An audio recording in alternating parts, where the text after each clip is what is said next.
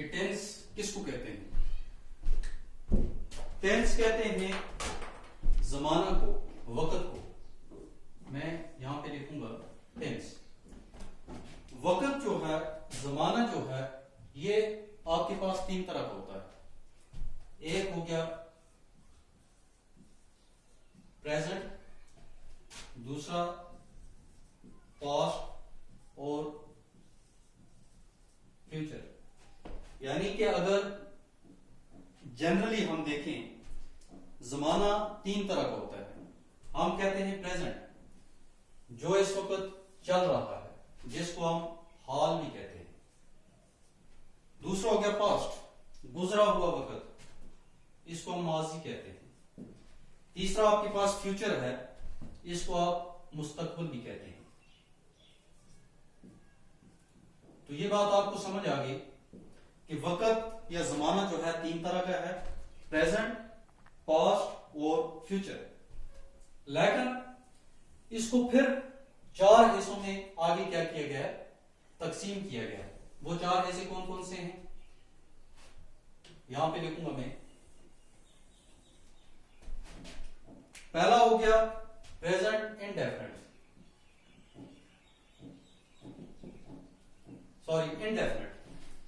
अब ये present indefinite भी हो सकता है, ये पास्ट इंडेफिनिट भी हो सकता है और ये फ्यूचर इंडेफिनिट भी हो सकता है। दूसरा हो गया कंटिन्यूस,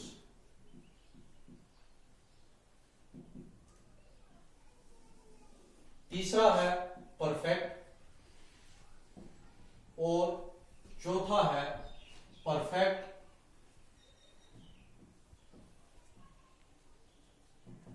कंटिन्यूस। यानी कि जमाना जो है ये पहले तीन तरह का, प्रेजेंट, हाल, पास्ट, माजी और फ्यूचर, मुस्तकबिल, तीन तरह का। फिर इसको चार हिस्सों में और तकसीम किया गया है, चार हिस्सों में और इसको बांटा गया।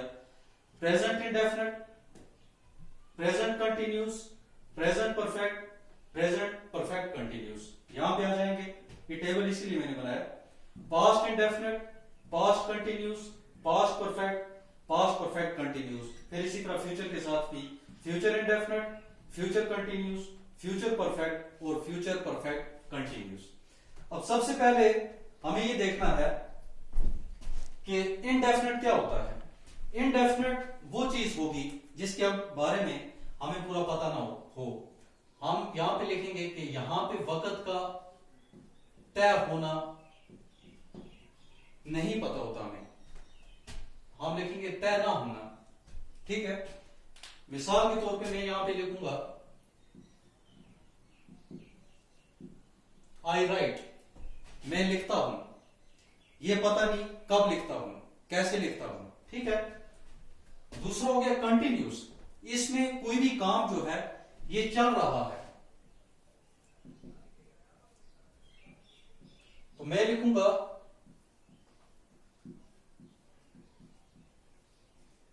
आई एम राइटिंग, मैं लिख रहा हूं।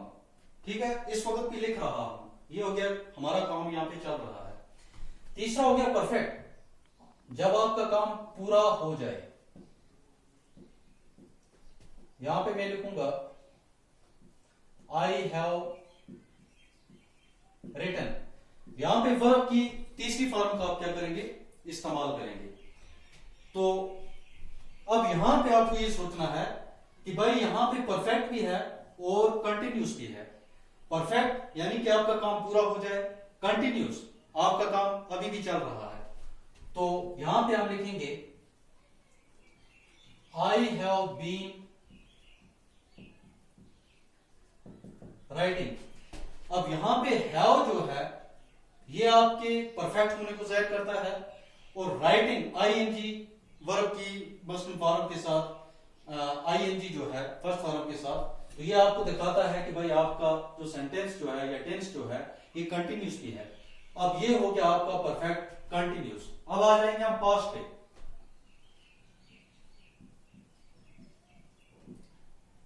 आई रोट, मैंने लिखा, कोई पता नहीं कब लिखा।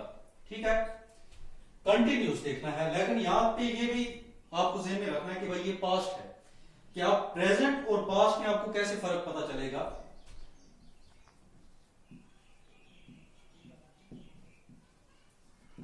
आई वॉज राइटिंग, यहां पे था आई एम राइटिंग, मैं लिख रहा हूं।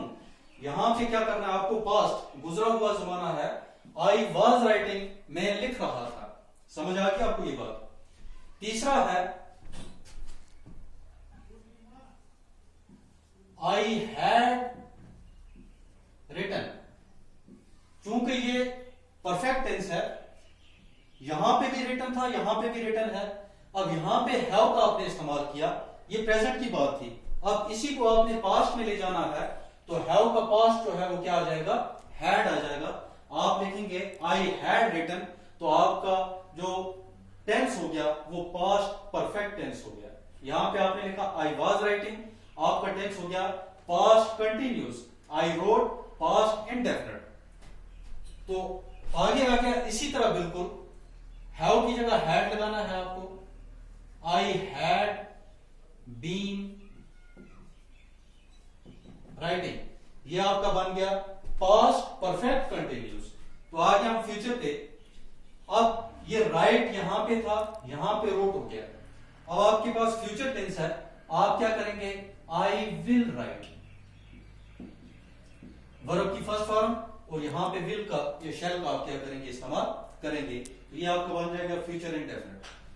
यहां पे आ जाएंगे आप, इसी का कंटिन्यूस बनाना आपको, आप लिखेंगे आई विल बी राइटिंग, ये आपका बन गया फ्यूचर कंटिन्यूस। फ्यूचर परफेक्ट बनाना आपको, आई विल हैव रिटन,